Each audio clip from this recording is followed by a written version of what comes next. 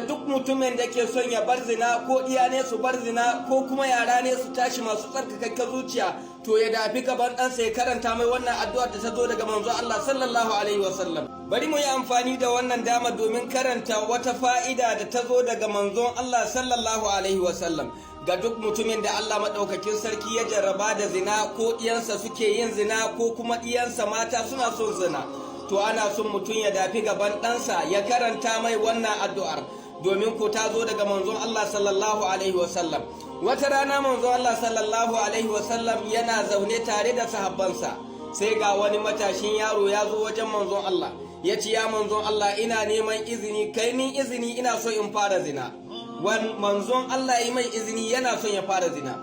Sai sahabbai suka tashi tsaye suka kawo ma wannan matashin yaron hari. Sai manzon Allah ya ce, ku dakata, ku kyale shi.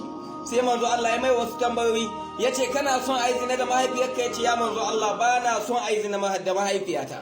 Ya ce, haka mutane ba sa son a yi zina da mahaifansu.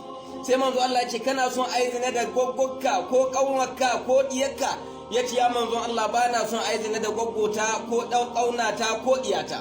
Sai ya ce, haka mutane ba sa son a yi zina da ‘yan uwansu ko ɗiyansu ko gwaggwanninsu. Don haka ka kiyaye kanka. A nan sai manzon Allah sallallahu alaihi wasallama bai bar shi ga wa'azi ɗai ba, sai manzon Allah ya dahi gaban wannan matashin sai ya karanta mai addu'a da duk mutumin da ya karanta ma ɗansa ita ko ɗiyarsa ita ko kansa to ba shi ba zina ko sha'awar zina batukar an yi da yaƙini da kuma tsarkakakkar zuciya.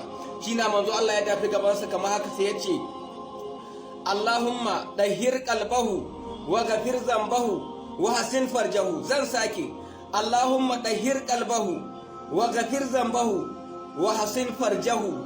Daga ranar da manzon Allah sallallahu alaihi wasallama ya karanta mu wannan saurayin wannan addu'ar, wannan matashin bai koma zama inda ake zina ba ko sha'awar zina ko kuma kaji yana magana akan zina. Shi Allah ya shirye haka duk wanda ya amfani da wannan fa'idar